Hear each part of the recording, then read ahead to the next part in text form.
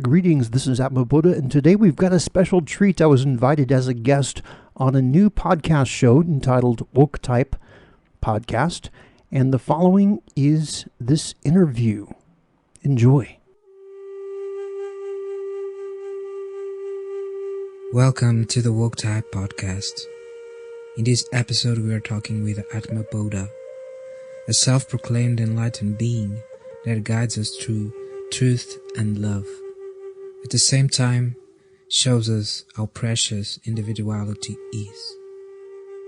See you soon.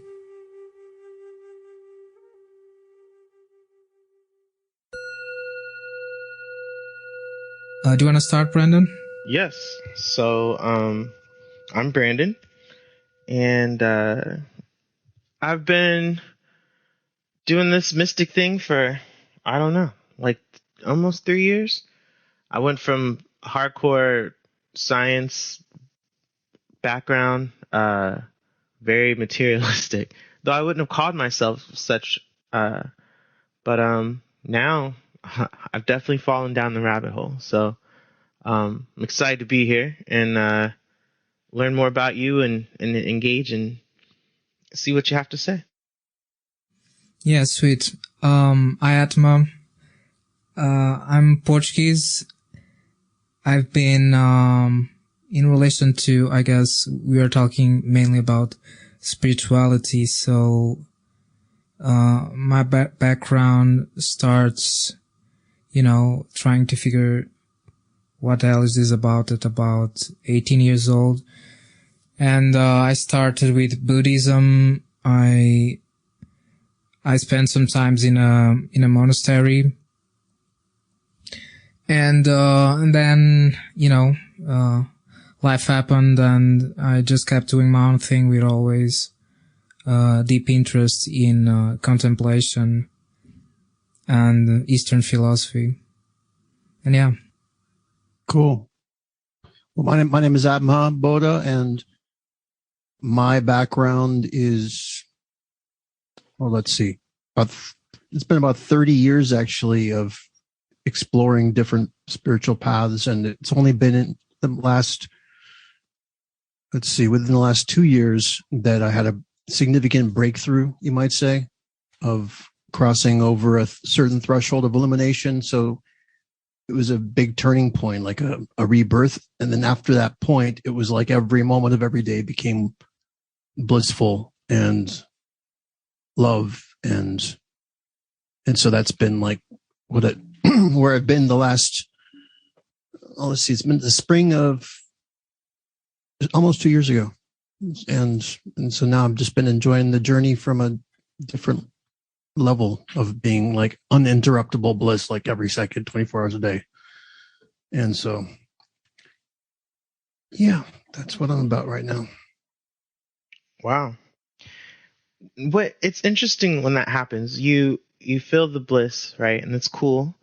What makes you want to go back out there and tell other people? Like, I feel that way too. Something about it. It's like, oh, this is awesome. And then something in you wants to share. Yeah, that's a great question. And well, first of all, there's different perspectives and understandings of what enlightenment even is, right? I mean, people have different definitions.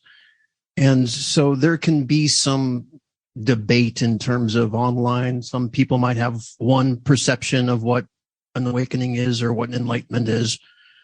And the reason why I feel like I need to get a message out there is once this happened, I started getting these inspirations every day and I would write them down.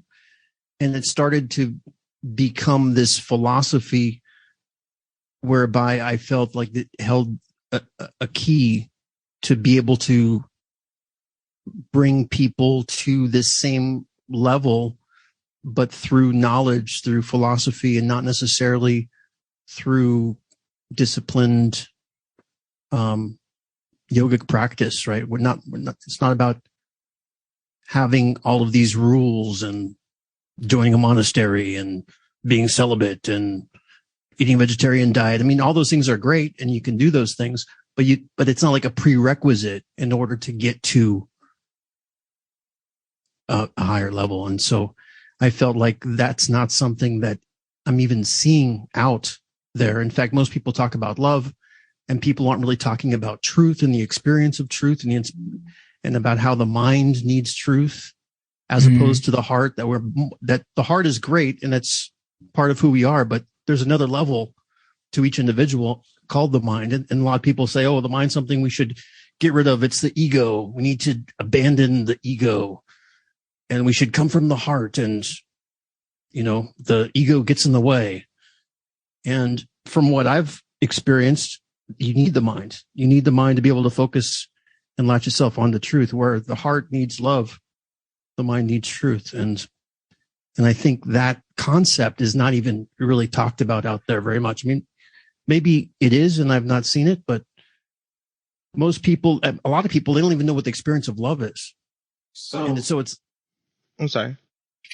And so coming up and saying, oh, there's something else called truth. People can say, what do you mean truth is an experience? It's not an experience. It's just truth.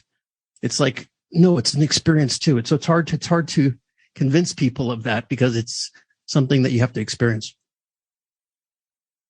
So it's like, basically, from your own journey, what you've seen, you're feeling like that's what's been missing. Do you feel like is that what you're saying? That based on what you've seen out there, you feel this is what's missing, and you want to bring those elements to the forefront for people? Yes. It's like, how do I say? The mind needs inspiration. Otherwise it gets depressed, and the heart needs love. And we have both of these things.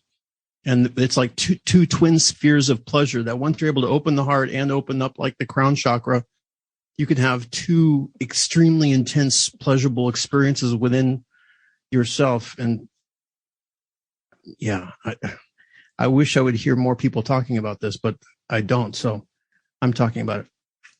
So, okay. I mean, you're right. That makes a lot of sense. I imagine if something happened like that, if I was experiencing that kind of feeling, I think that would be hard to not speak to or about. Mm-hmm. But also too, it's more than that. It's like once I cross the threshold of elimination, it's like a new personality started to emerge within me, right? So it's like I didn't have a choice. It's like, this is who I am. It's like I have to do this because there's nothing else that I even have an interest in doing. And it's like I feel inspired by a high level that's why I'm here, that's like my mission, right? So who am I to argue with being on a mission from God, right? You talked about philosophy and being the main means to give people in terms of giving them the experience, right? So could you outline the basics of the philosophy, or what would you teach me if I want to learn about your realization? Well, the basic fundamentals is that there's two ultimate primordial forces in the universe, and they are love and truth. And most everybody is familiar with love. I mean, that's something that's easier accessible, right? Animals have love. That's why pets are so popular. You got dogs and cats that freely express their enthusiasm and their love for their owners, right? So that's why they're popular. But on the other end of the spectrum, what animals cannot seem to experience, and that is truth. And truth, from my perspective, is the ultimate source of inspiration and knowledge. And in fact, it's a supreme conscious entity. And there's names for this. In Hinduism, they call it Brahman. In Buddhism, maybe they call it like Tao or something like that, and or Bodhi mind. Mm-hmm. And so the concept is that it's an independent, supremely aware, super powerful entity that's not about judgment. It's not, a judgmental God like it is from a religious perspective, but it's like an ultimate force, like kind of like Star Wars. To talk about the Force, Right. And so it's something there that anybody can tap into and access. And it's not like any mind can own the truth. It's like minds can only swim in it. It's like a sea of inspiration that your mind can be immersed in. And once it's there, it feels like it has arrived home. Like that's what it's been craving all of its life. At least that's how it is for me. Well, why don't you think animals experience truth? I'm sorry, that was just what stuck out for me. Well, I mean, because from my understanding, you need to have a cognitive mind and being able to have reason and some level of discipline. Animals are governed by their instincts for the most part. I mean, there could be exceptions with maybe dolphins or something. Who knows? But the point is that I'm sorry, what was that? Do you think humans have instincts? Absolutely. That's you've got these primal desires, right? You got the animal savage within you, and as you evolve as a human, you want to have the mind be over the body, right, and not have the body be controlled. You don't want your savage nature to be in control. You want to help master those other instincts. At least that's what I consider ideal. How about you? When I think about the human being, I see the same thing as what I see in animals. When I think about human instincts, I think I think it would be hard to recognize them because we are human. And our instincts influence our thinking. Our instincts influence our perspective. Our instincts are like, it's all here. And so when I think about the savage nature of man and the more primal, and then I think about the more mental aspects, I think those are just two aspects of the same thing. I think animals are the same way. They have their own kind of cognition that's going on in there, and so I don't know. I think we're not special. Like, I think from the human perspective, it's I don't know how to say that, but okay. Well, let me just interject something. You know that movie Dune? Yes. Whereby the guy has to stick his hand in the box, right, and not remove his hand. Well, I don't think any animal is going to be able to endure that test. Right. It takes some self-control. It takes overcoming your senses, overcoming your body. And that's something that humans can do, whereby animals, they don't think they can do that. So, and so we have a responsibility as humans, and animals aren't going to take care of us. We can only take care of animals. Animals aren't going to take care of the environment per se, but we can be custodians of the environment. We can make sure the seas aren't overfished. We can make sure the forests aren't completely chopped down. We can make sure species don't become extinct. I just think the split here for me is that I think humans are animals too. And so absolutely, we have the animal part of us, but is there any other animal that could be a custodian of the earth and help other species survive? I think we're no different than any animal here. Birds can fly, fish can swim, and people. Can you tell me one animal that can take care of another species and make sure it doesn't go extinct? Ants keep aphids as pets, like little they farm them. They farm the aphids and protect them and carry them around. And actually, it's a lot like what we do. It's kind of cool. Ants, aphids are one thing, but it's like, humans are like the only species whereby anywhere in the world, any species, whether it be an invertebrate or an insect or a bird or a reptile or whatever, any of them, we have access to help them, all of them. And there's no other animal that has that access to every animal that we do, right? Right. I agree with that. We're in an interesting situation. So that's one way that we're special, right? So basically, there's no metacognition in that we can attest to in other life forms, right? Yeah. I mean, animals can't read and write, right? So can we take this back, because I'm really interested to the teaching part of your philosophy. You mentioned truth and the art. Is that right? Truth and love as and the love. two primary forces of the universe. Yeah. And go ahead. Yeah, I guess my question is, your realization, what happened is that these two forces were realized within yourself. Is that right?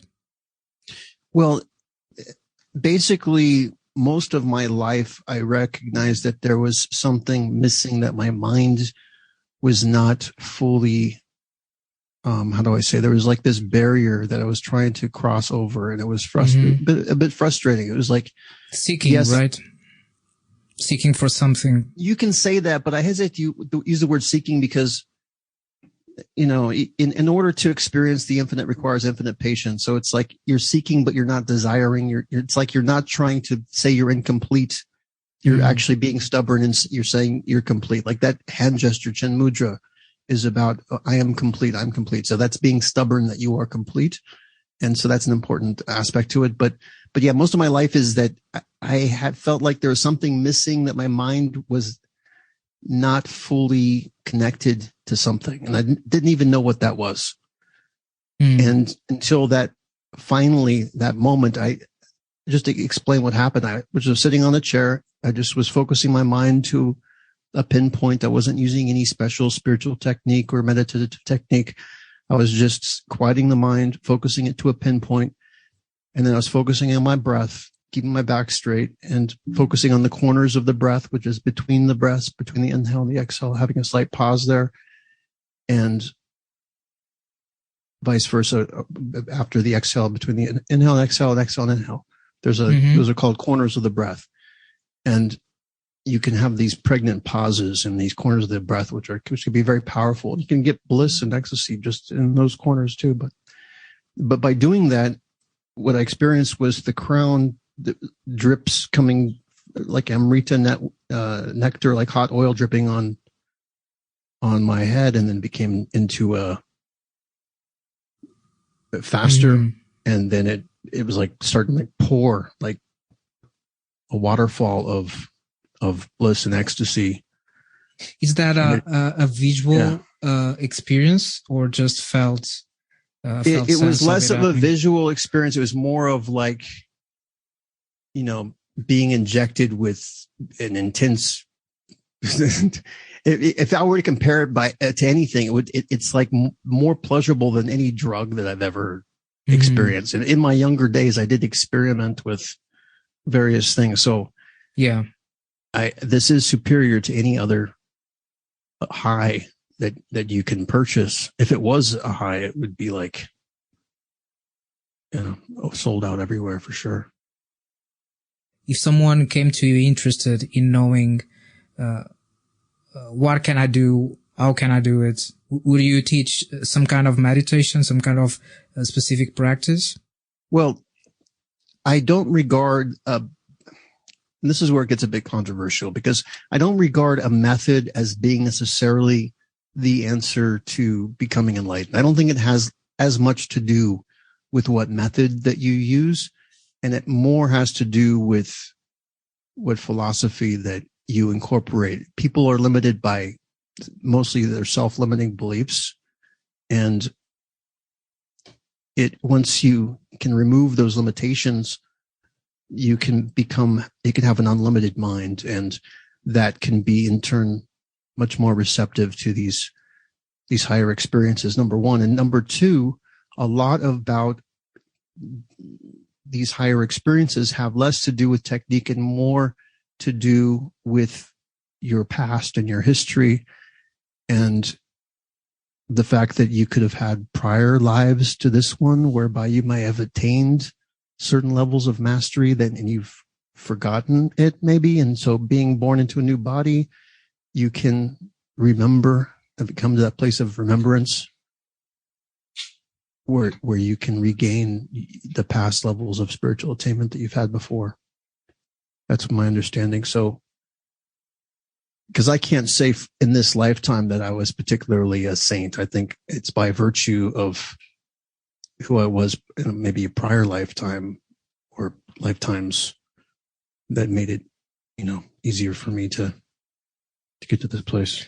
So we don't have really choice in the matter, right? There's no practice, no ultimate teaching that, can lead you to a certain state.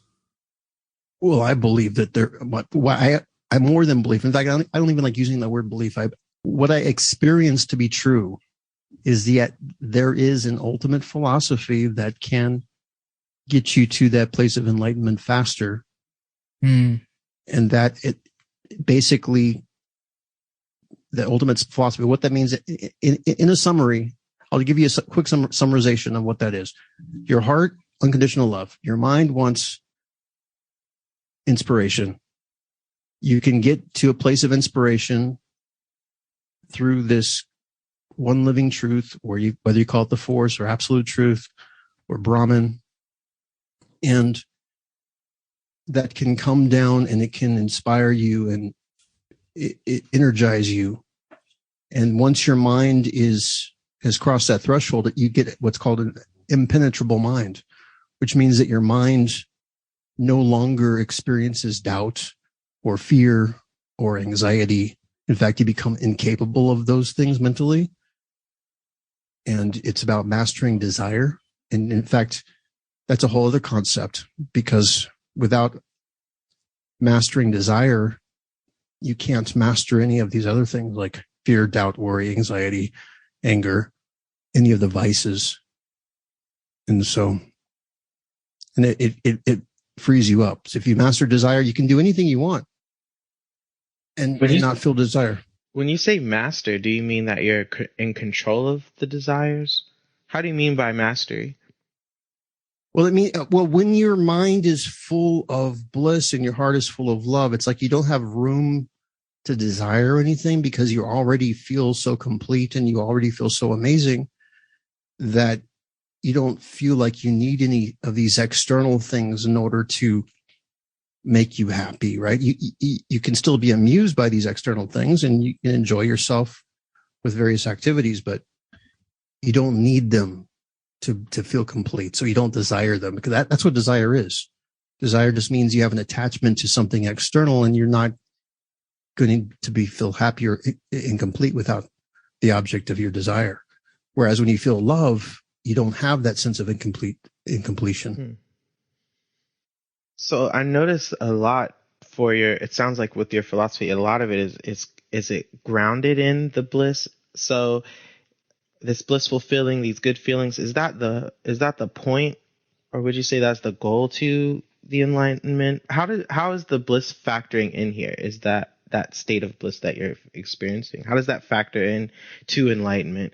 I hear what you're saying, and there is some controversy again, because some schools of thought claim, some Buddhist, in particular schools of thought, tend to be a bit more nihilistic and are about, ego death and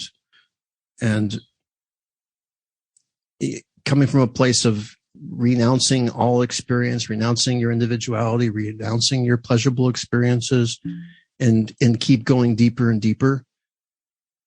But from my perspective, in order to attain enlightenment, you have to acknowledge that there's a higher power. And so there's some conflict there between these two different philosophies. And that other philosophy of ego death, they tend to be more collectivistic and less about the individual. And I believe, from my experience, you need to be an individual first in order to be enlightened. You can't be possessed by some sort of ideology. You need to be independent. And the ultimate independence is when you can experience happiness and bliss and not have that interrupted by anyone. Like someone can't just say something to you and then you're offended. That's interrupting your inner experience. And that's a form of weakness. It's like when you have thin skin, that's like a form of weakness. Whereas if you are stronger, and when you have a correct philosophy, you have that inner strength naturally, otherwise known as fortitude and equanimity of mind. Yeah, I'm trying to put all the pieces together, so I'm listening, and it makes me want to ask you where does love come from? This love, where is that in relation to yourself? Well, there's something called the chakra system, and I know it's kind of misunderstood, but there is some truth to these chakras. You have the heart chakra, which is the seat of love, and that's where love ideally is experienced, is in the heart. And in the mind, you have the crown chakra, which is the source of ultimate truth, absolute truth, Brahman. And so these places in your body do correlate to these specific energies. And some people confuse love and truth or think they're the same thing. But love is actually a lower frequency vibration than truth. And the crown chakra is a higher frequency. It's the highest that you can experience as a human anyway. And they each have two very distinct experiences. It's like if you feel inspired, that's a mental thing. If you feel love, that's a heart thing. The only reason I'm asking, the reason I was asking where the love is coming from is because how I'm trying to understand how is your philosophy getting you to it? Because how are you accessing it? Where is it at? Is what I'm trying to get it at. Are things inspiring love? Are you made out of it? Is it like where is this love at? And how are you getting? Did you tap into it? Has it been there the whole time? Is it something you're discovering and getting towards, or are you coming back to? Like, I'm trying to understand where you are in relationship to it, because before you are enlightened, that is not the experience, and then so something shifts. So I want to understand by your way that you're seeing it, where is that? Where are you in relationship to the love? Okay, well, let me explain the love by going back in time, like 30 years ago for me. All right, when I was maybe 19 years old, I didn't really experience. I didn't even know what love was when I was 19. It's like I never felt it from my family. I never even knew what love was. And it wasn't until I was, in fact, maybe it was early 2021 or something, I met an enlightened master at one point. And within moments of being in his presence, my heart opened up with love. And I had been trying to open up my heart for some time. It was only, I guess, by virtue of being in the presence of somebody else who had already been there that it helped to open my heart. But he's no longer, I don't have the same relationship with him anymore, but he was very instrumental for that part of my journey of opening up the heart. And another book that was very inspiring to me that helped with that too was called Huna, A Beginner's Guide by Enid Hoffman. And it's a very interesting concept it's a Hawaiian mysticism where they teach you have three selves. You've got a lower self, a middle self, and a higher self. And the middle self is like your conscious mind, and the lower self is like your subconscious, and the higher self is like your superconscious. And how this Huna mysticism of Hawaii teaches it is that the lower self is like your baby, the child within, that takes everything that you say literally. And so if you say, "Oh, I'm stupid," even if you're saying it consciously, but you don't really mean it, that there's a part of you that takes all of that consciously. And so how they deal with it in the system is you name your lower self as a secret name that only you know. And then you build yourself up by telling the lower self that if you accidentally say something bad about yourself, you're not talking to the lower self within. And so you shouldn't take anything personal. If I have a negative thought, it's not directed towards you. But on the converse side, every day, it's like you give affirmations to that lower self using the secret name and saying, if you hear the secret name, then that means I am talking to you. And so you can say, oh, you're wonderful. You are amazing. And so you start to do that. And what happened for me is when I was practicing this, that's when I started to feel a glowing sensation in my heart. And it was like, oh, wow, this is something new. I didn't have this experience before. Okay. Well, wait, let me reframe let me bring it back. So let me re-ask this. If you are talking to someone, or so like with you and your master, before you hadn't felt love in his presence, and then in his presence you were able to feel this love, your heart open. Mm-hmm. Between you two, where did that love come from? Do you feel like he has it and he's beaming it out, and then you're receiving it, so that's how it's felt? Where was your access point to this in his presence, as I'm trying to understand? Okay, I'll describe the scene for you. So I was, I was with someone in Canada, in Vancouver, Canada. We were at this hotel. I saw this poster. It said such and such guru is going to be there for a darshan at such and such time. And I thought, oh, I never met a so-called guru before. I'll go check it out. But I had already done mantra meditation at the time. At the time, I think I was doing Om Namah Shivaya. And again, this is quite some time ago. So I went into the woods and did a mantra meditation for like a good hour to quiet the mind and get to a certain place of elevation. And then that's when I did the darshan. And when I walked in, it's like I felt this energy in the room that was very intense. And then I sat down and opened my eyes, and he looked at me and he gestured for me to straighten up my back. And I did. And that was when like my heart just exploded with this energy of love. And it's like it was always there. But my theory is that there are, how do I say, there's forces at work that try to keep people's love down, right? So that they make it more difficult for you to experience your own heart. Mm. So you feel it was always there, and then through your meeting, he was able to help you become aware of it. Is that what you're saying? Yeah. Okay. So he helped to open up the heart. Yeah. But in terms of the other inspiration with the crown, that's completely independent of any external teacher. So is your philosophy about opening the heart space? Is that what you're trying to help people do? Well, that's part of it, but it's not the end goal. It's like the beginning, really. I mean, you got to have an open heart. I mean, that's like part of being human.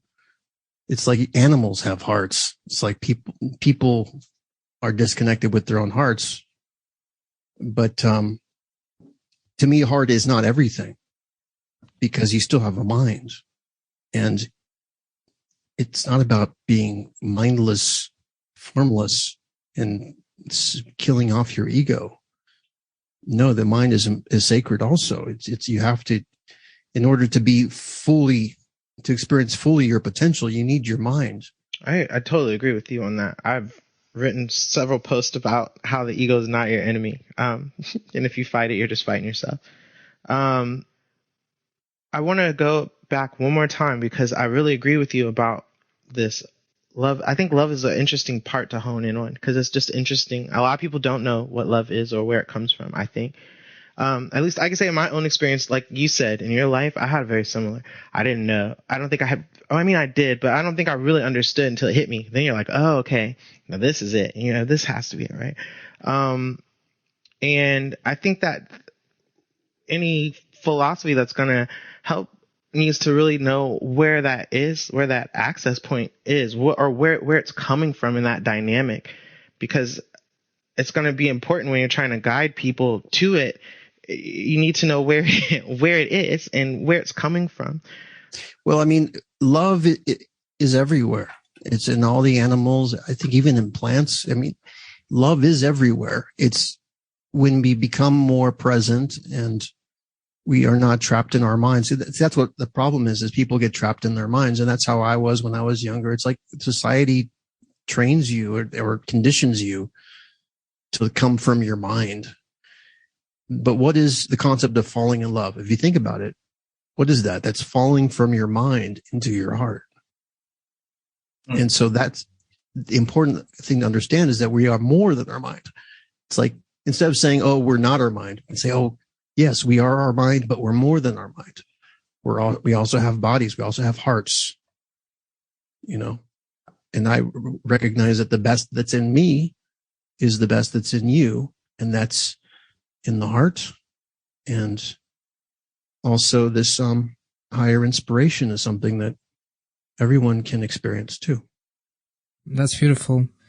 Can you tell us what you are doing nowadays to help get this message across? I know you create some content, right? Can you tell us about that? Yeah, at divinity.com. I've owned that domain name for a long time. I think it was like since 1994 or wow, or whenever they first started selling domain names. Have you got any offer for the domain? I've got some offers, but I mean, I wasn't considering selling it unless I got like at least 6 figures or something. Yeah. I mean, I've got, lower offers than that, but. Sorry to sidetrack that. I was just curious. Yeah. But, so I've done more recently these podcasts. I think there's like 57 of them online, and I've got a YouTube channel with where these podcasts have been converted into videos, about 57 of them. And you can find those links from divinity.com. And I've not been posting the last several days. I've been taking a bit of a break from doing that, but I'm happy to answer if you guys have any other questions you want to ask me or whatever. I've not been keeping track of the time. We should be almost done unless Brandon wants to ask you something. No, I feel like that was good. I felt like we were winding down there. Well, I can add something that I was inspired with earlier today. Sure. Is these 3 words: don't believe, receive. I like that. Because I know that there's a lot of skepticism out there, and there's a lot of good reason for skepticism, right? I mean, there's some bad teachers, there's some gurus, there's some people out there that maybe there's some knowledge out there that is questioned that I have issue with.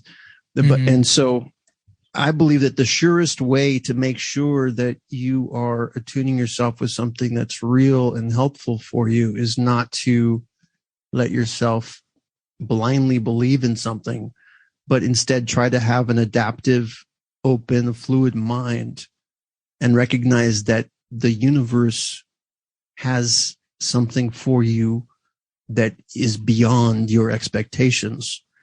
And you can't even conceptualize in your mind the magnitude of how amazing this potential is.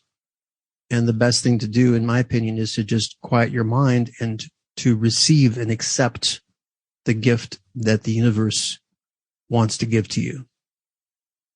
And to not believe anyone, don't believe me, don't believe any teacher, but experience it yourself and trust in your individual experience. That sounds pretty good advice. Yeah. Like that old saying, know thyself. Mm-hmm. And people nowadays are so, how do I say, many people are so thin-skinned, so easily offended, and they want to impress people, and they want the approval and the validation of others. And a lot of people, they believe people's opinion of them more of themselves, other people's opinion of themselves, more than they believe in their own opinion of themselves. Oof. Yeah, that's a big one. And so, and what I understand to be true is that no one is an authority over who you are but you. Okay. Exactly. And no matter what they say about you, only you can know the truth about who you are. That's my favorite. I think anybody out there that's trying to help anyone or teach, if your message ultimately isn't pointing back at the person, if it is not empowering them, then it's missing the point, man. So yeah, love that. Mm-hmm. And be very wary of teachings that try to say how insignificant you are, or how you're not important, or how you're like a speck of cosmic dust compared to the universe. It's like, no, don't try to make yourself smaller. Don't try to have a more limited, smaller perception of yourself. That's not going to be helpful. What's helpful is to have an expanded perception of yourself. That's the gateway to unlimitlessness. I mean, you can argue that there's two ways to unlimitlessness: by being nothing, because that's technically nothing isn't limiting, or being everything. Yeah. Well, I prefer the path of being everything. In fact, better than being everything is being the best in everything. And that's a very important distinction, because if you are everything, you are the good and the bad.